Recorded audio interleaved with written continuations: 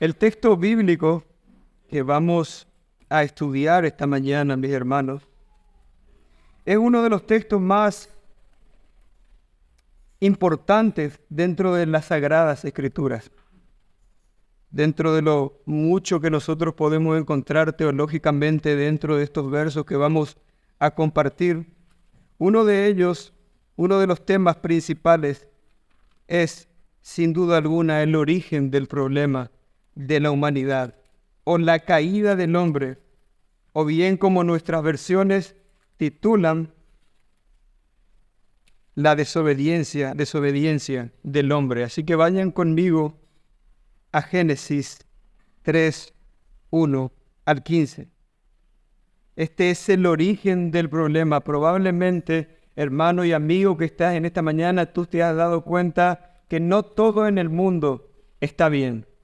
Todo lo que tú ves que está mal en el mundo, las guerras, las crisis financieras, la corrupción, el hambre, las enfermedades, todo esto es resultado de lo que pasó aquel día en el huerto del Edén en el principio. Y es sobre esto que el sermón va a girar esta mañana y nos vamos a centrar en cómo se dio la tentación satánica aquel día. Leemos entonces el capítulo 3 de Génesis y vamos a leer desde el verso 1 al 15. Amén. Dice la palabra del Señor: pero la serpiente era astuta, más que todos los animales del campo que Jehová Dios había hecho, la cual dijo a la mujer: ¿con que Dios os ha dicho no comáis de todo árbol del huerto? Y la mujer respondió a la serpiente: del fruto de los árboles del huerto podemos comer, pero del fruto del árbol que está en medio del huerto, dijo Dios, no comeréis de él ni le tocaréis, para que no muráis. Entonces la serpiente dijo a la mujer: no moriréis, sino que sabe Dios que el día que comas de él, serán abiertos vuestros ojos y seréis como Dios, sabiendo el bien y el mal. Y vio la mujer que el árbol era bueno para comer, y que era agradable a los ojos, y árbol codiciable para alcanzar la sabiduría, y tomó de su fruto y comió, y dio también a su marido, el cual comió así como él. Entonces fueron abiertos los ojos de ambos y conocieron que estaban desnudos. Entonces cosieron hojas de higuera y se hicieron delantales. Y oyeron la voz de Jehová que se paseaba en el huerto al aire del día, y el hombre y su mujer se escondieron de la presencia de Jehová entre los árboles del huerto. Mas Jehová Dios llamó al hombre y le dijo: ¿dónde estás tú? Y él respondió: oí tu voz en el huerto y tuve miedo, porque estaba desnudo y me escondí. Y Dios le dijo: ¿quién te enseñó que estabas desnudo? ¿Has comido del árbol que yo te mandé que no comiese? Y el hombre respondió: la mujer que me diste por compañera me dio del árbol y yo comí. Entonces Jehová Dios dijo a la mujer: ¿qué es lo que has hecho? Y dijo la mujer: la serpiente me engañó y comí. Y Jehová Dios dijo a la serpiente: por cuanto hiciste esto, maldita serás entre todas las bestias y entre todos los animales del campo. Sobre tu pecho andarás, y polvo comerás todos los días de tu vida. Y pondré enemistad entre ti y la mujer, y entre tu simiente y la simiente suya. Esta te herirá en la cabeza, y tú la herirás en el calcañar. Para contextualizar, mis hermanos, estos versos se dan en el principio de la creación del mundo. El mundo no era tal cual como hoy lo conocemos. El mundo era un lugar hermoso y perfecto. Dios dijo que todo lo que Él había creado era en gran manera bueno. Dios, con el poder de su palabra, de la nada misma, sin tener materia prima, sin que exista la materia, Él creó absolutamente todo cuanto existe con el poder de su palabra. Ese lugar, ese jardín, ese huerto que Dios había creado, era un lugar infinito y hermoso en belleza y en abundancia. La paz que reinaba en ese lugar, mis hermanos, era una paz que nosotros hasta el día de hoy no conocemos. Era un lugar donde probablemente los lobos podían jugar con los corderos. a ese era un lugar hermoso y de completa paz. Nosotros vemos que en los gráficos de la escuela dominical muchas veces se quiere retratar esta escena del huerto antes de la caída del hombre, y nosotros podemos ver en los dibujos que hacen una bella cascada que cae de unas montañas con en el fondo un arco iris, mariposas que vuelan y animales que pastan en una bella pradera. Y sin duda alguna el retrato es hermoso, mis hermanos, pero déjenme decirles que no hay un solo artista o dibujante que pueda realmente hacer justicia a la realidad de paz y hermosura que había en aquel huerto. En ese lugar había completa paz y una hermosura al cual nuestros ojos hasta el día de hoy no han llegado a ver. Tristemente, ya nos damos cuenta seguramente que eso no perduró en el tiempo, porque ese no es el mundo que tenemos hoy en día. Tristemente eso no perduró. En el verso 3 que nosotros comenzamos a leer se nos relata cuál fue el problema que originó toda la catástrofe o todos los problemas que hoy existen en el mundo. Se nos dice en el verso 1, del capítulo 3, pero la serpiente era más astuta que todos los animales del campo que Jehová Dios había hecho, la cual dijo a la mujer, ella se dirigió a la mujer. Y si alguno en esta mañana está pensando, ¿ustedes realmente creen que ese relato es literal y que un animal estaba hablando? Nuestra respuesta para aquel que se pregunta es sí y por supuesto. Y si nos quiere repreguntar y decirnos, ¿y no les parece eso ilógico que un animal hable? Nuestra respuesta es obviamente no. Lo ilógico para nosotros es que un Dios todopoderoso que de la nada misma creó todo cuanto existe no pueda hacer que eso suceda. Fue Dios quien obró eso por medio de su decreto. Y alguien me dirá, entonces Dios tiene que ver con la caída del hombre. Y si bien esto es misterioso, mis hermanos, nada pasó en la historia de la humanidad que no haya sido por voluntad de Dios, ya sea que lo entendamos o no. Y Dios había fijado un plan en la eternidad, y dentro de ese plan decretivamente estaba la caída del hombre. ¿Para qué era ese plan? Ese plan de redención era para que Dios exponga toda su gloria. Entonces esta serpiente literalmente estaba hablando y se estaba dirigiendo a la mujer, y cuando se dirigió a ella en el verso 1, le dice, ¿con que Dios os ha dicho no comáis de todo árbol del huerto? Nosotros vemos cómo comienza este intercambio de palabras entre la serpiente y la mujer, y ya rápidamente podemos notar en las primeras palabras de la serpiente la mala intención que había en ella. Fíjense cómo empieza la frase con una pregunta, ¿con que Dios os ha dicho? Esta expresión de sorpresa de la serpiente tenía la intención de hacer parecer un absurdo lo que se estaba planteando. En nuestro lenguaje es como, ¿en serio? No me digas que, ¿en serio, Eva, vas a creer eso? No me digas que se le dijo esto. Es una pregunta retórica que trata de ridiculizar lo que se trata o lo que se cuestiona. ¿En serio, Eva? ¿Te parece? ¿Eso les dijo Dios? Y posteriormente, seguidamente, él pasa a citar falsamente el mandamiento, haciéndolo parecer un absurdo. ¿Qué le dice él? Él les dijo, no comáis de todo árbol del huerto. Realmente la serpiente lo que estaba diciendo era un absurdo, pero lo que ella estaba diciendo no era la verdad. Eso no era lo que Dios había mandado. En el capítulo anterior, en el capítulo 2 de Génesis y en el verso 16, nosotros encontramos el verdadero mandamiento que Dios le había dado a ellos. ¿Cuál fue el mandamiento en el verso 16 del capítulo 2? Y mandó Jehová Dios al hombre diciendo, de todo árbol del huerto podrás comer, mas del árbol de la ciencia del bien y del mal no comerás, porque el día que de él comieres ciertamente morirás. ¿Ven, hermanos, la diferencia que hay entre uno y otro? Tenemos la versión satánica, la versión de Satanás del mandamiento que decía, ustedes no pueden comer de ningún árbol. Ahora tenemos nosotros la versión real, la que fue dada por Dios, y fue esta: ustedes pueden comer de miles de árboles. Ustedes tienen una variedad enorme de frutos a su disposición, pero solamente de uno no comen. Yo no sé si encuentran, ustedes pueden notar la diferencia en el sentido positivo del mandamiento de Dios y lo que estaba intentando hacer Satanás. Ustedes no tienen nada para comer. Y el Señor le estaba diciendo, ustedes tienen demasiado para comer, una cosa no toca.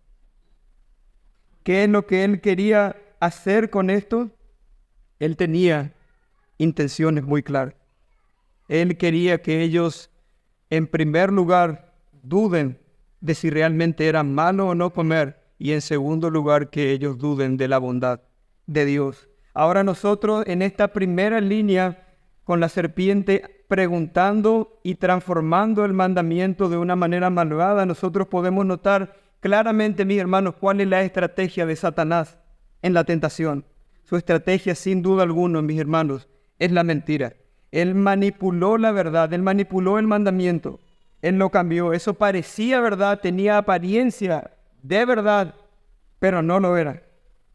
Y aunque la mujer, mis hermanos, Eva, percibió que algo no andaba bien o que había un error en lo que Satanás había dicho, porque ahora enseguida vamos a leer, ella trata de corregir lo que él dice. Ella no percibió, lo que ella no percibió eran las verdaderas intenciones que había en la serpiente cuando dijo esas palabras. Nosotros vemos en el verso 2 del relato del capítulo 3, que se nos dice, y la mujer respondió a la serpiente, del fruto de los árboles del huerto podemos comer, pero del fruto del árbol que está en medio del huerto, dijo Dios, no comeréis de él, ni le tocaréis, para que no muráis. La mujer aquí, en esta respuesta, sin darse cuenta, ya estaba cediendo al engaño astuto y malvado de la serpiente.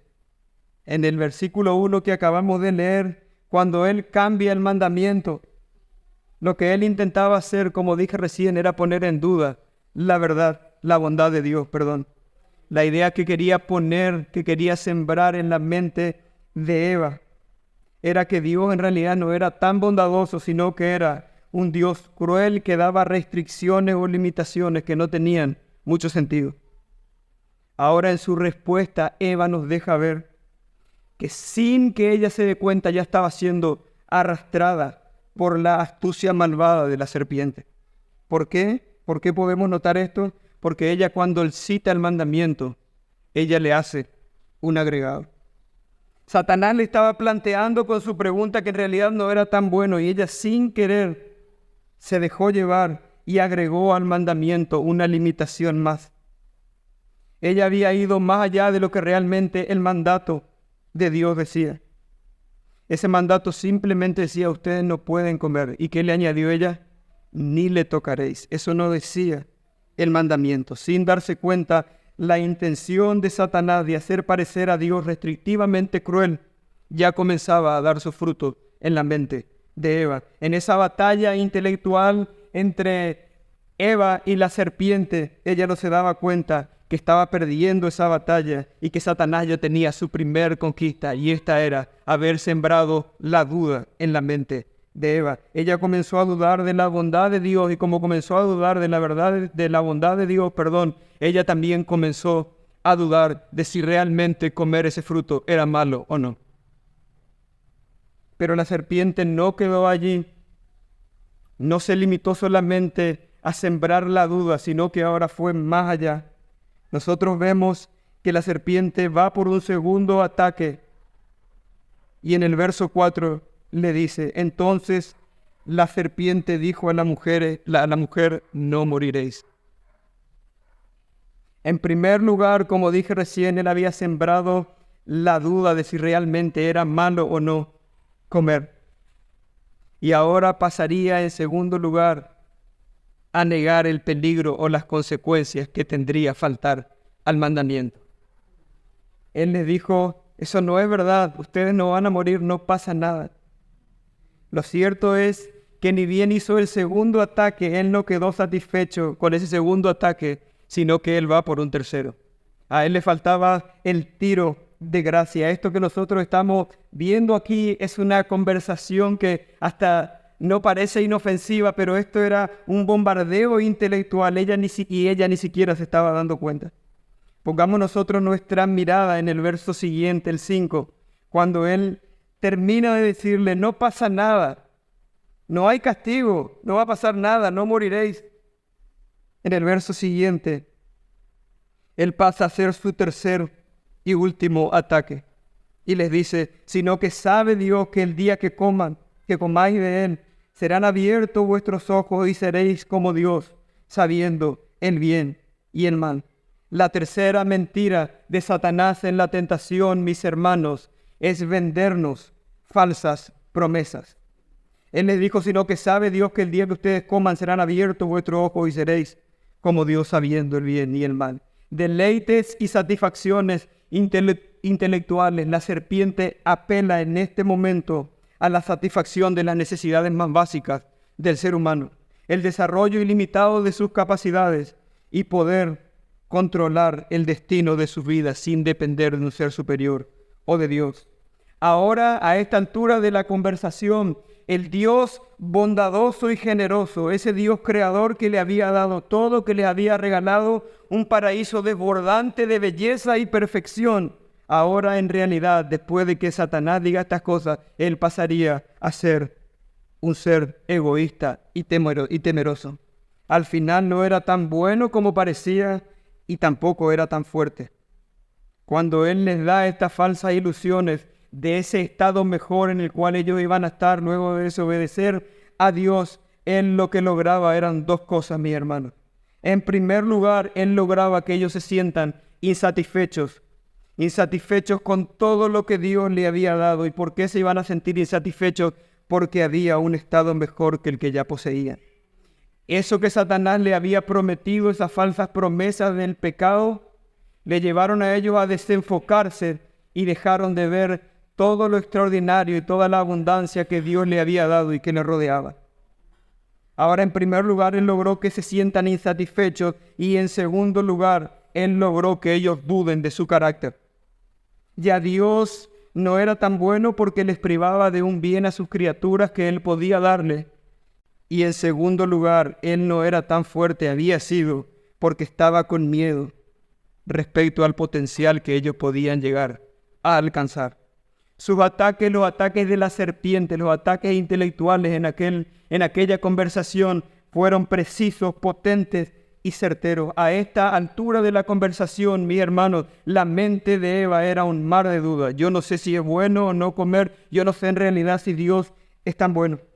Si nosotros repasamos rápidamente cuál fue la estrategia de Satanás basada en la mentira, podemos decir que la estrategia de él fue esta. En primer lugar, puso en duda de si era pecado o no, con que Dios os ha dicho, en el verso 1. En segundo lugar, él negó las consecuencias, en el verso 4, no moriréis. En tercer lugar, él sugirió falsas ilusiones, en el verso 5 que acabamos de leer. Él supo cómo y dónde atacar. Y es que el diablo, mis hermanos, es un ser superior a nosotros. Él es mucho más inteligente y sagaz que nosotros. De hecho, el verso 1 nosotros leemos que se nos dice que la serpiente era más astuta que todos los animales del campo. El escritor Thomas Brooks dice, el diablo atacará al creyente por el pecado que le sea más propenso. Por esta razón, hermano que está en esta mañana, yo sé que la mañana está complicada y hace mucho calor, pero me gustaría que prestes mucha atención. Lo que tú debes hacer en aquel pecado o en aquella tentación que tú sientes que eres más débil, no debes tratar de ser fuerte por tus medios y decir, lo voy a vencer, yo soy fuerte. Lo que tú debes hacer es alejarte lo más que puedes de ese pecado o de esa tentación. Esto es algo serio, mis hermanos. Es tan serio que nuestro Señor Jesús en el capítulo 18 y el versículo 9 de Mateo llegó a decir esto. Si tu ojo te es ocasión de caer, sácalo de ti. Mejor te es entrar con un solo ojo en la vida que teniendo los dos ser echado al infierno de fuego.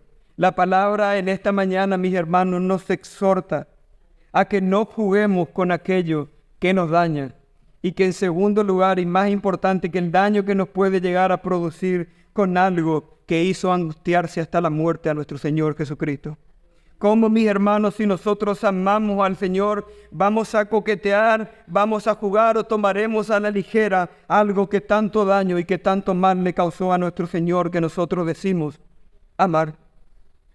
En primer lugar, volviendo a nuestro relato, Él le hizo dudar de si era pecado o no, y ahí estamos nosotros frente a la tentación.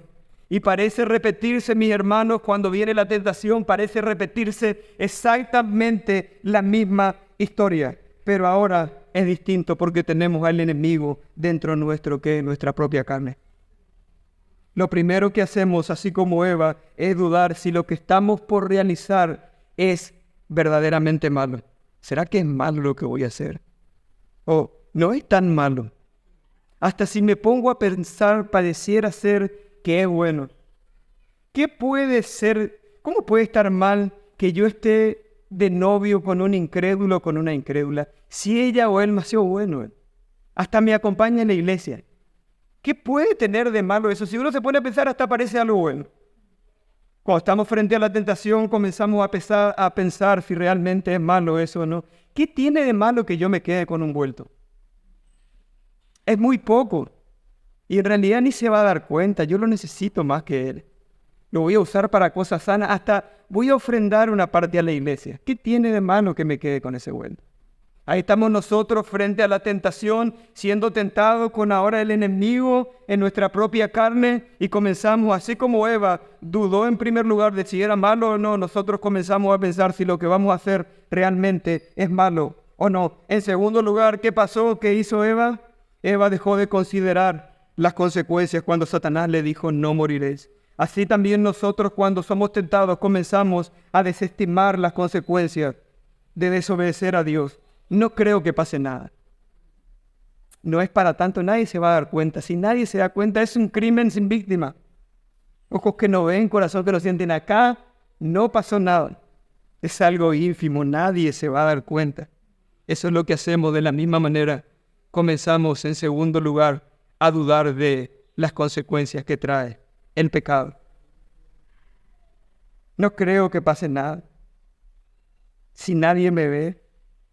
Ahora, en tercer lugar, ¿qué fue lo que pasó con Eva?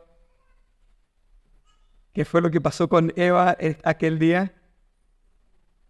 A ella le llegaron falsas ilusiones, placer y felicidad. Cuando las falsas ilusiones del pecado llegan, fuerza, mis hermanos, préstenme atención, cuando las falsas promesas, falsas ilusiones del pecado llegan a nosotros, el placer y la felicidad nos desenfocan completamente. Ellos tenían un mundo hermoso, desbordante de belleza, de abundancia, eso era perfecto. Pero ellos dejaron de verlo y se comenzaron a sentir insatisfechos porque empezaron a idealizar un estado mejor. El marido que se siente tentado, o la esposa que se siente tentada, por alguien fuera del matrimonio, comienza a sentirse de la misma manera insatisfecho en la relación. Pareciera ser que todo lo bueno que tenía su cónyuge, su pareja, desaparece. Todas sus cualidades se esfuman. Ahora solo puede ver los defectos, todo le molesta. Por otro lado, así como ellos primero se sintieron insatisfechos, luego se comienza a idealizar. Se idealiza ese estado más pleno. Para ellos era el seréis igual a Dios. Y ahí está la mujer en el matrimonio que se está siendo tentada por alguien más. Y ella que comienza a idealizar, a imaginar, ella idealiza una bella historia romántica con otro hombre. Pareciera ser que solamente al lado de ese otro hombre, ella realmente va a poder ser feliz en el amor, porque con el que tiene al lado no lo va a lograr. Por otro lado, el varón, cuando es tentado en la tentación, idealiza una vida de placer y satisfacciones. Ambos comienzan a idealizar, y si bien yo durante estos puntos di ejemplos puntuales, esto puede ser aplicable a cualquier tentación y a cualquier pecado, mis hermanos. En primer lugar, dudamos de si es malo o no. En segundo lugar, dejamos de considerar las consecuencias. Y en segundo lugar, empezamos a tener falsas expectativas. ¿Qué sería si me quedo con este puesto? ¿Cuánto placer experimentaría si hago aquello? ¿Cómo sería reconocido o ponderado si todos me vieran hacer tal cosa o estando en tal estado? Eso fue lo que pasó con Eva y Adán. Idealizaron un estado mejor. Y como permitieron que eso pasara, mis hermanos, la catástrofe fue inminente. Eva podía haber vencido, y escúchenme con atención, ella podía haber vencido aquel día la tentación por medio de la palabra, simplemente citando bien el mandamiento a la serpiente. Pero se dejó llevar por las dudas que Satanás astutamente había introducido en su mente, e inmediatamente esas dudas dieron fruto. En el verso 6. Y vio la mujer que el árbol era bueno para comer y que era agradable a los ojos y árbol codiciable para alcanzar sabiduría, y tomó de su fruto y comió y dio también a su marido, el cual comió así como ella. En este verso podemos ver, mis hermanos, nosotros de una manera muy precisa cómo se da el pecado en la criatura. Y este es el resultado, mis hermanos, de un proceso mental y emocional en nuestro interior.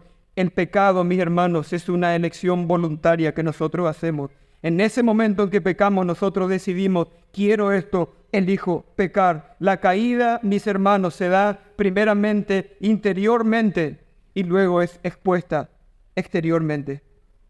Ahora Satanás ya no tiene que trabajar tanto, mis hermanos. Ahora Satanás tiene un aliado que es nuestra carne, desde cual él nos ataca dentro de nosotros mismos, y eso es lo que se conoce como los deseos pecaminosos. Es a eso que se refiere Santiago en su epístola en el capítulo 1 y el verso 15, cuando él dice que la concupiscencia, después de haber concebido, da a luz el pecado. Esa concupiscencia de la cual nos habla Santiago no es otra cosa que los deseos pecaminosos de nuestra naturaleza caída, que surgen en nuestro corazón y que si no son desechados, mis hermanos, dan inevitablemente como resultado el pecado. Pecar, mis hermanos, es una elección, es un acto volitivo. No existe tal cosa como pequé sin querer. No, tú cuando pecaste, pecaste porque quisiste y debes reconocerte y arrepentirte.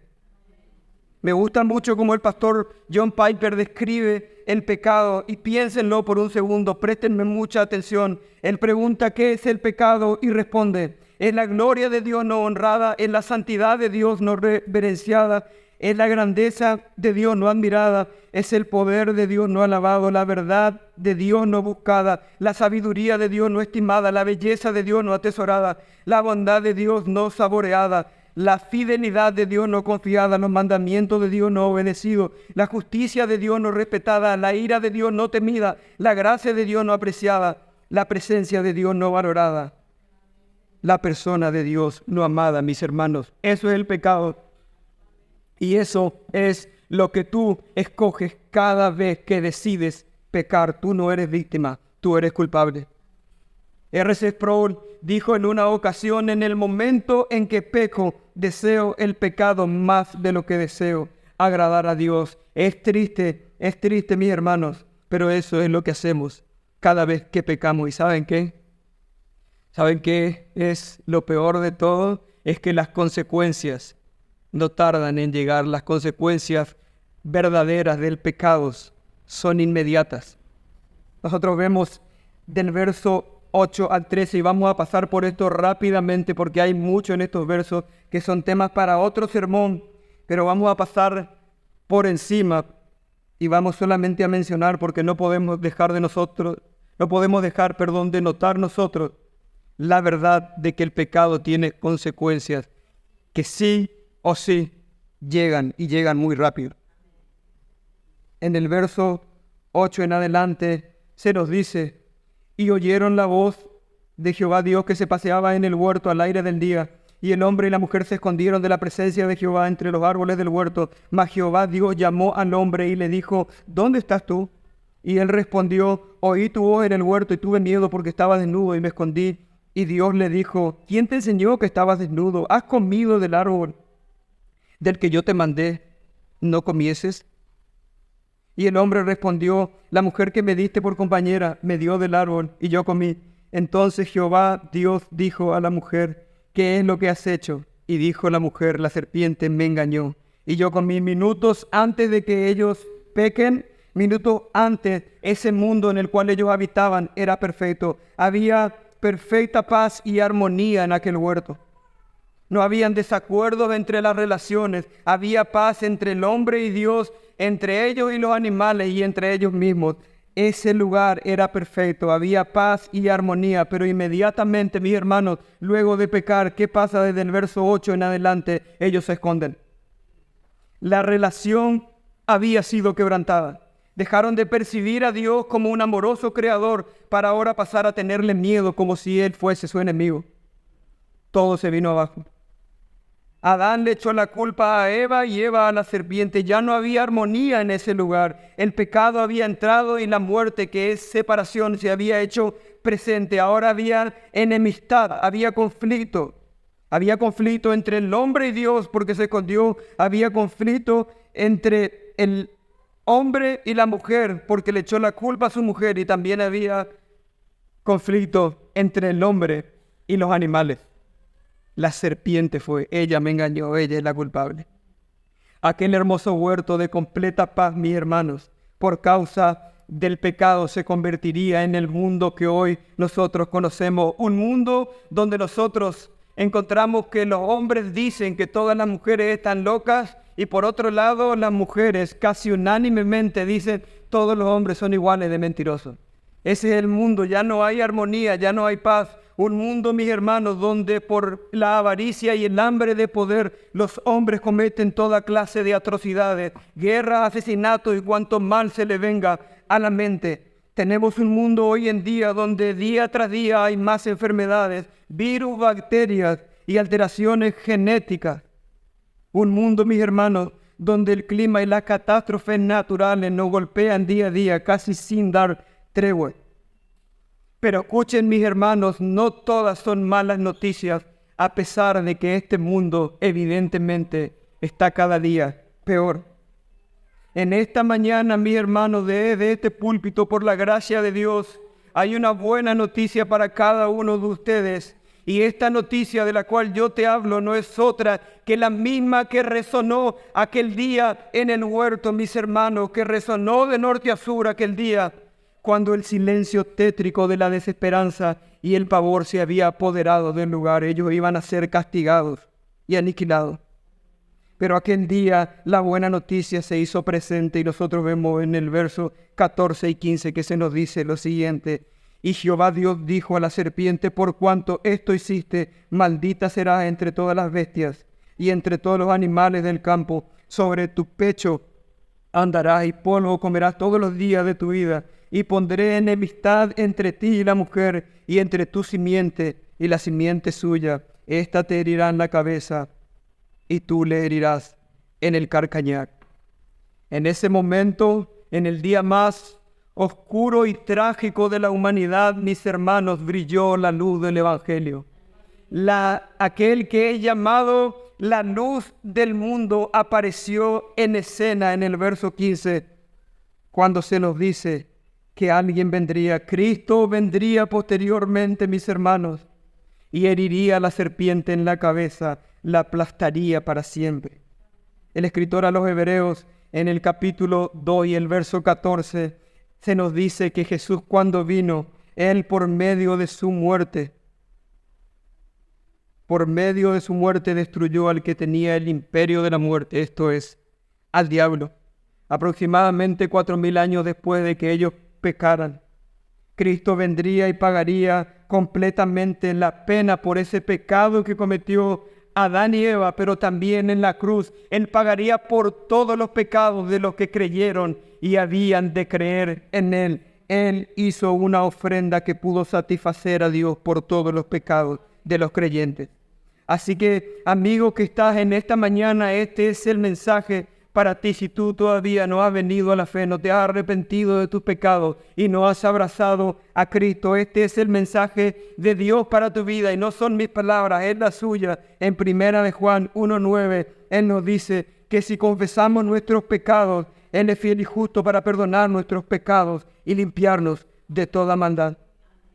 Si tú te reconoces que eres un pecador, si reconoces que muchas veces omites hacer cosas buenas, si tú te reconoces que muchas veces cometes cosas malas, si reconoces que a veces mientes, que a veces tienes pensamientos impuros y deseos malos, si tú te reconoces infractor de los mandamientos del Señor, amigo, pero si así reconociéndote te humillas y pides a Dios que por medio de Cristo Él te salve, que sea por medio de sus méritos, Señor, por medio de tus méritos, que tú seas recibido por el Señor, mi amigo, Él te asegura que todos tus pecados serán perdonados. Él te promete perdón completo de pecado y vida eterna para siempre con Él.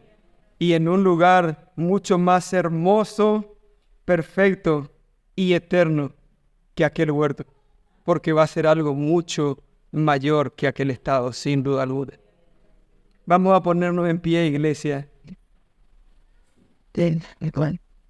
y vamos a orar al Señor para que Él nos ayude a poder identificar cuando el pecado llega y comienza a atacar nuestras mentes la duda, cuando el pecado llega y nos comienza a desenfocar para que nos sentamos insatisfechos con Dios, cuando el pecado llega, mis hermanos, y comenzamos a no considerar el castigo de Dios, cuando el pecado llega y comenzamos a sentirnos insatisfechos y a dudar de Dios. Vamos a orar para que el Señor también opere en los corazones de aquellos que no han venido a la fe, para que reconozcan sus pecados y abracen a Cristo como el único y suficiente Salvador, el único por el cual ellos pueden llegar a tener armonía con Dios, porque dice el apóstol Pablo que Dios estaba en Cristo reconciliando consigo al mundo. Vamos a orar.